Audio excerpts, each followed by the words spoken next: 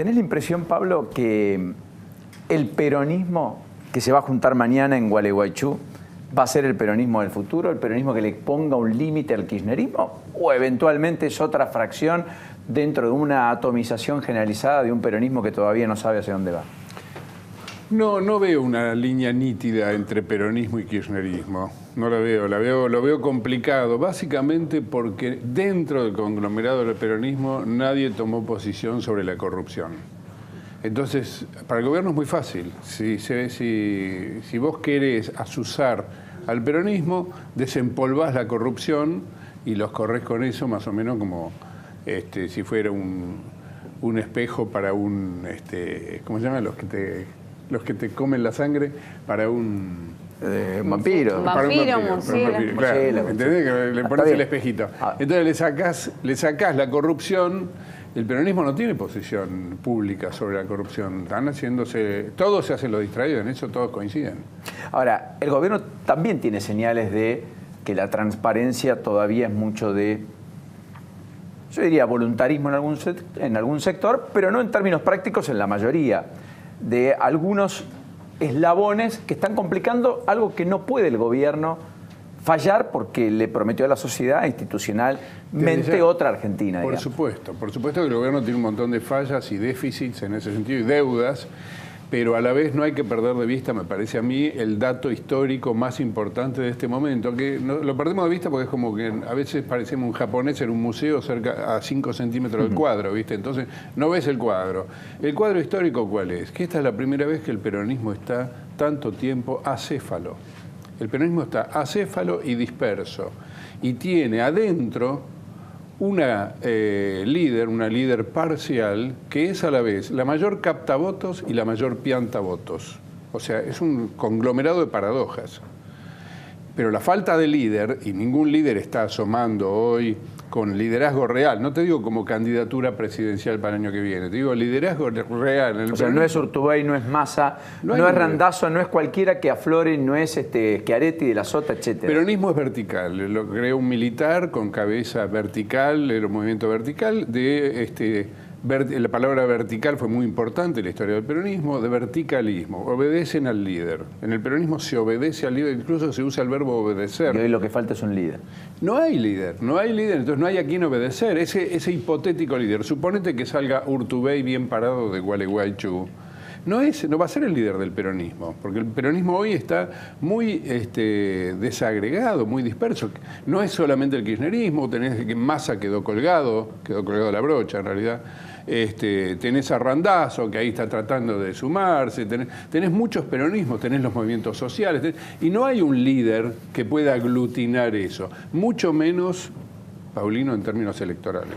Hoy estaba buscando el dato, hoy se fue del bloque del Frente Renovador Fabio Britos, el hermano del intendente de Chivilcoy. Pertenecía al espacio de Massa, dio un paso al costado, efectivamente en la convicción de que entendemos el intendente de Chivilcoy se va a terminar recostando en Cambiemos, casi es un paso obligado. Y después hay que ver qué pasa con Stolbizer, que esta noche en un ratito va a estar aquí con Clara. Me da la impresión que Stolbizer también no está demasiado cómoda con que todo el masismo, salvo Massa, esté en Gualeguaychú hablando de la reconstrucción del peronismo mañana. Digamos. Hay mucho lío en el masismo, tenés de todo, tenés toda la gama que quieras, tenés un Daniel Arroyo, por ejemplo, que se radicaliza, un Solá que vuelve a radicalizarse con un discurso muy duro. Entonces tenés de todo, tenés una variedad que lo que te muestra es que el masismo perdió el rumbo y cada uno está buscando individualmente dónde pararse y todavía no encontraron muy bien. Entonces ahora van a ver qué pasa con esto de Gualeguaychú, pero no la tienen fácil. Es un poco una ironía también que hayan elegido Gualeguaychú, ¿no? Que es de donde sale Cambiemos. Claro, nace Cambiemos a partir del acuerdo de la Convención Radical. Que se define por Macri, no por Massa. Claro, exactamente. ¿Entendés que Macri podrá reinstalar la idea del Plan Belgrano? Porque eso finalmente fue mucho anuncio y casi nula concreción, hasta el punto que lo tienen que relanzar mañana en Resistencia, en Chaco. Hoy Macri fue a Misiones, habló de la cadena forestal, trabó una relación personal con, otra vez, Infran. Me parece que no es un dato menor. La foto de Macri con Infran de hoy da cuenta de un acercamiento a un sector que en otro momento de la política argentina Cambiemos venía a erradicar.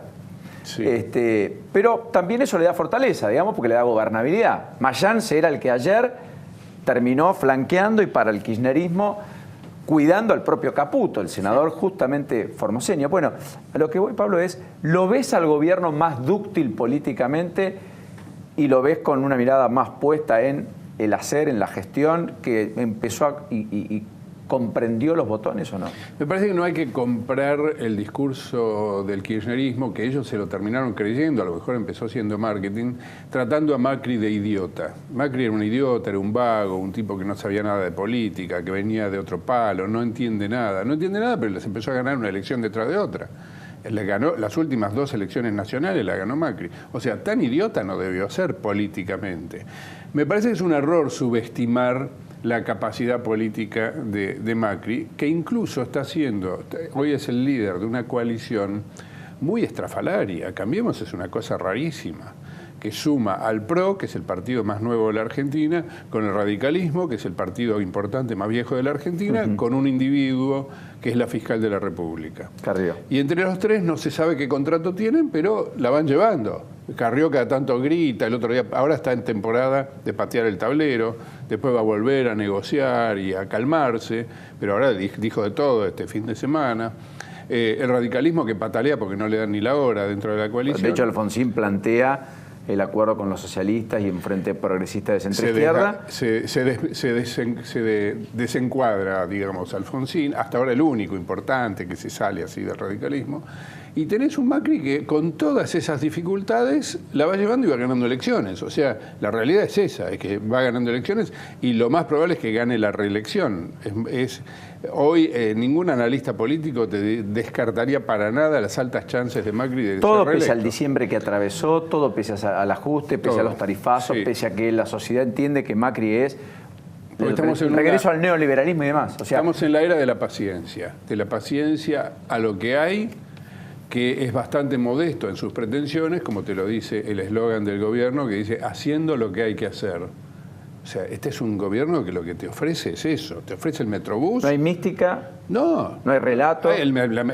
Si querés mística, la de la bicicenda del Metrobús tenés, para si querés mística, pero no tenés mucho más.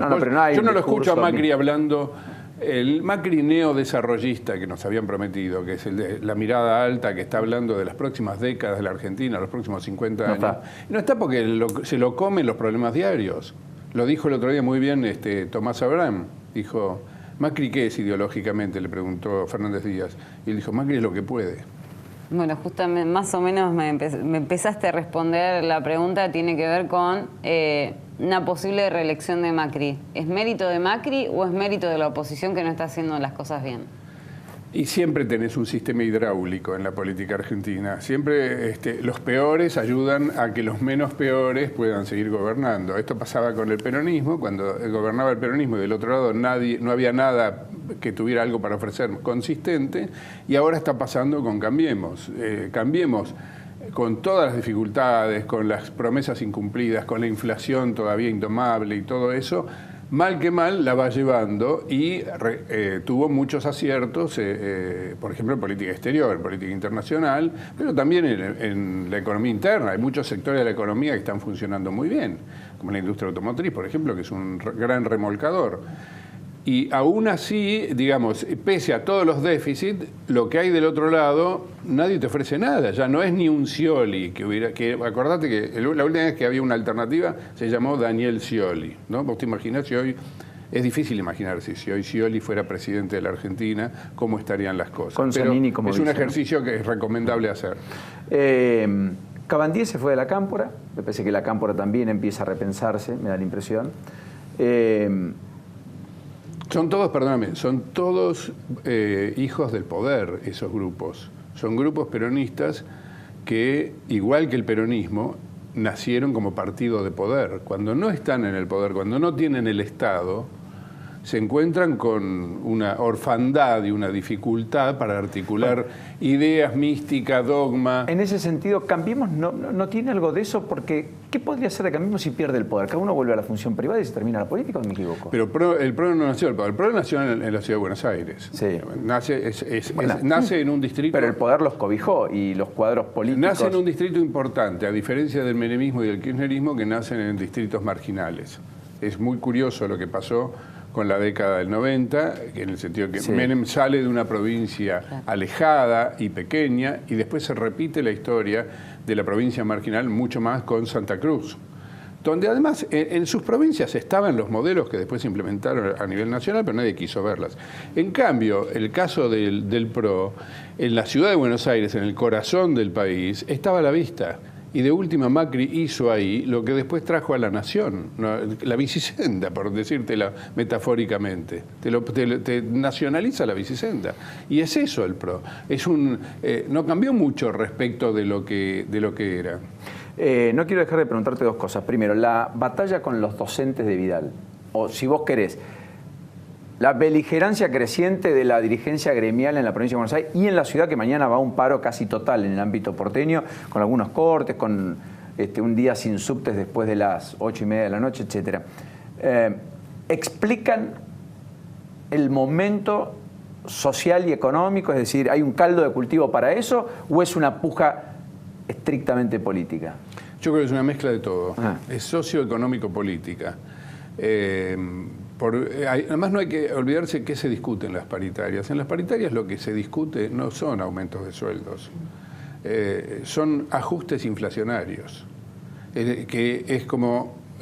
¿Cómo no pierdo frente a la inflación? Eso exactamente, que es el punto flaco del gobierno. El gobierno prometió que iba a bajar la inflación. Y además dijo que iba a ser fácil. Iba a ser fácil y no lo hizo. Y entonces ahora la puja distributiva está por ver que la inflación no te coma, no que vos te enriquezcas. Entonces tiene una legitimidad implícita cualquier planteo en las paritarias, que eso es económico. A su vez a eso tenés que sumarle una dimensión política. Baradel es kirchnerista.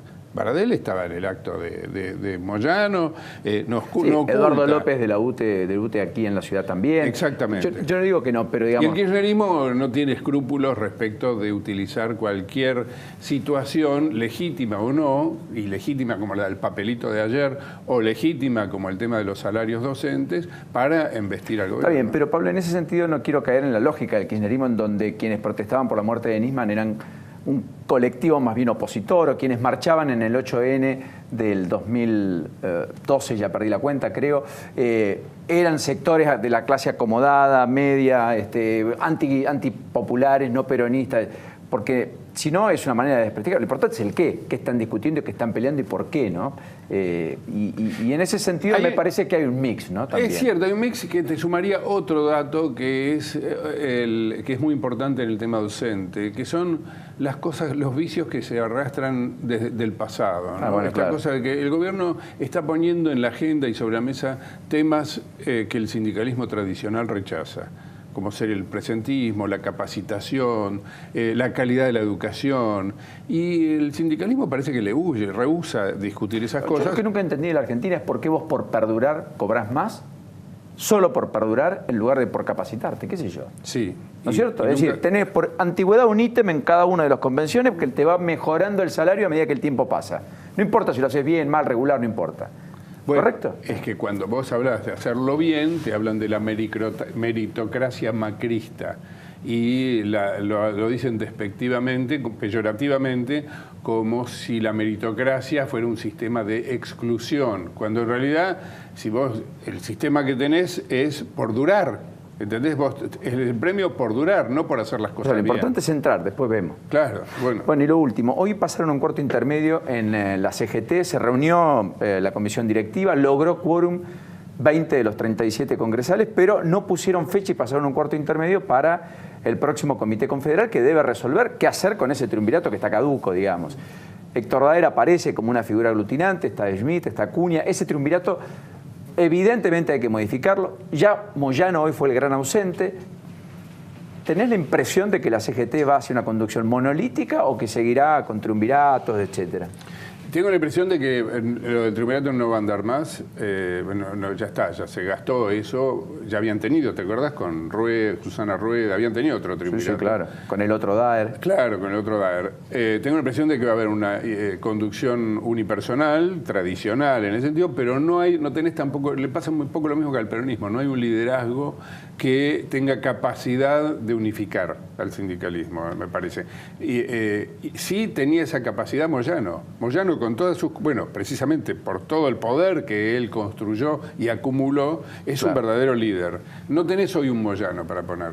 Es interesante, porque ahora me recordaste que esta foto del triunvirato es el arranque de la gestión Macri.